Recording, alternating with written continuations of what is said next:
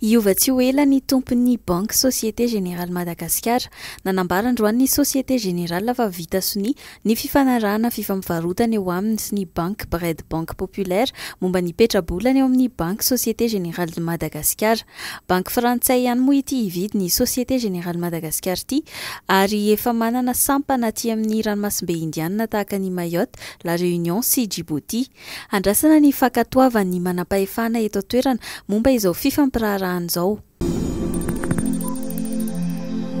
Mbola anaty vaninandro ririnina isika amin'izao ary isy fidinana indray ny maripana saika manerana nosy indrindra ny eny amin'ny faritra ny afovoantany raha ny vinavina ny sampana mpamantatra ny toetry ny andro ho an'ny 3 andro manaraka, izany hoe androany alatsinainy, rapitso talata ary amin'ny larobia. Hidina hatrany amin'ny 0 degré celsius ny maripana ambany indrindra eto Madagasikara amin'izao fiatomboan'ny herinandro izao amin'ny maraina raha ny voalaza. Any amin'ny faritra Vakinankaratra, any amin'ny distrikana Ambatolampy no ahitana izany. Mandinina ny iray hatramin'ny 2 degré celsius eo kosa izany amin'ny 2 atoandro manaraka, mandidina ny 4 hatramin'ny 10 degré celsius kosa ny maripana ambany indrindra ho an'ny 3 andro voalohany amin'ity herinandro ity eto Antananarivo. Faritra maro ao Mahajanga no sady tsy misy jiro no tsy misy rano nanomboka ny farany herinandro teo.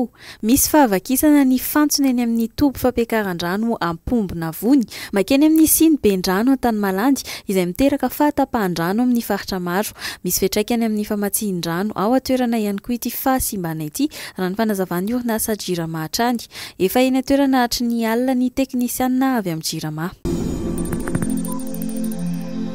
Nahiditra ponjavonjomaika ireo tatsambotra tehaka niaraka tamin'ilay sambo Mahaba Akoa tany Avaratra andrefany Madagasikara rehefa niakatra fampanoavana tao Nosy Be ny sabotsy teo.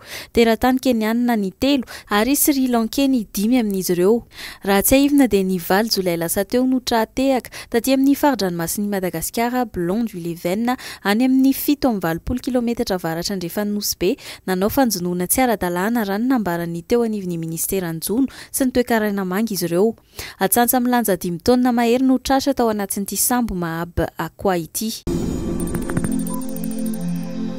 Zanaka Lambondrika na Otari no hitan'ireo mpanjono tao Evatra, komina ambanivohitra Mandromitra ao amin'ny distrikany Tolagnaro. Omaly alahady tokony tamin'ny 12 ratoandro teo no nahitan'ireo mpanjono ireo an'ity biby ity izay mbola velona soamatsara. Tsy dia fahita firy ny tranga tahaka izao anefa satria any amin'ny toerana mangatsiaka misy ranomandry no ivelomany itony lambondrika itony, nefa izao tonga aty amin'ny morotsiraka Madagasikara izao. Tsy voalohany anefa no nahitana lambondrika tao Tolagnaro. Tamin'ny volana Jolay taona 2024 dia efa nisy tranga tahaka izao ihany koa, nalefa an-dranomasina ity biby ity rehefa avy nofantarina ny momba azy raha ny vaovao azo teo anivon'ny ministeran'ny Jono sy ny toe-karena manga.